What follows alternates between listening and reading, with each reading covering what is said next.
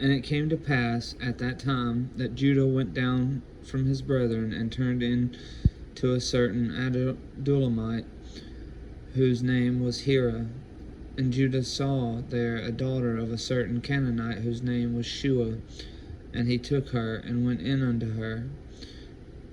And she conceived and bare a son, and he called his name And she conceived again and bare a son, and she called his name Onan.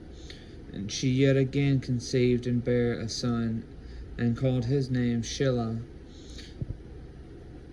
And he was at Chezib when she bare him. And Judah took a wife for his firstborn, whose name was Tamar. And Judah's firstborn, was wicked in the sight of the Lord, and the Lord slew him. And Judah said unto Onan, Go in unto thy brother's wife, and marry her, and raise up seed to thy brother. And Onan knew that the seed should not be his. And it came to pass, when he went in unto his brother's wife, that he spilled it on the ground, lest that he should give seed to his brother. And the thing which he did displeased the Lord, wherefore he slew him. Then said Judah to Tamar his daughter-in-law, Remain a widow at thy father's house, till Shelah my son be grown. For he said, Lest peradventure he die also, as his brethren did. And Tamar went and dwelt in her father's house.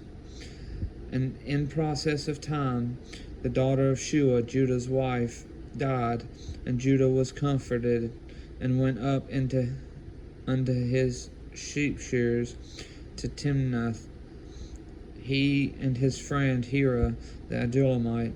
And it was told Tamar, saying, Behold, thy father-in-law goeth up to Timnath to shear his sheep. And she put her widow's garments off from her, and covered with a veil, and wrapped herself, and sat in an open place, which is by the way of Timnath. For she saw that Shelah was grown, and she was not given unto him to wife. When Judah saw her, he thought her to be an harlot, because she had covered her face.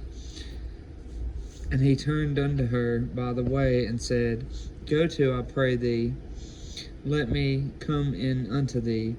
For he knew not that she was his daughter-in-law. And she said, What wilt thou give me that thou mayest come in unto me? And he said, I will send thee a kid from the flock. And she said, Wilt thou give me a pledge till thou send it? And he said, What pledge shall I give thee? And she said, Thy signet and thy bracelets, and thy staff that is in thine hand. And he gave it her, and came in unto her, and she conceived by him.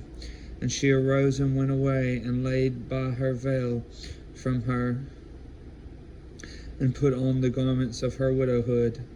And Judah sent the kid by the hand of his friend the Adullamite to receive his pledge from the woman's hand, but he found her not. Then he asked the men of that place, saying, Where is the harlot that was openly by the wayside? And they said, There was no harlot in this place. And he returned to Judah and said, I cannot find her. And also the men of the place said that there was no harlot in this place. And Judah said, Let her take it to her, lest we be shamed. Behold, I sent this kid, and thou hast not found her. And it came to pass about 3 months after, that it was told Judah, saying, Tamar thy daughter-in-law hath played the harlot, and also, behold, she is with child by whoredom. And Judah said, Bring her forth, and let her be burnt. When she was brought forth, she sent to her father-in-law, saying, By the man whose these are am I with child. And she said, Discern, I pray thee, whose are these, the signet and bracelets and staff?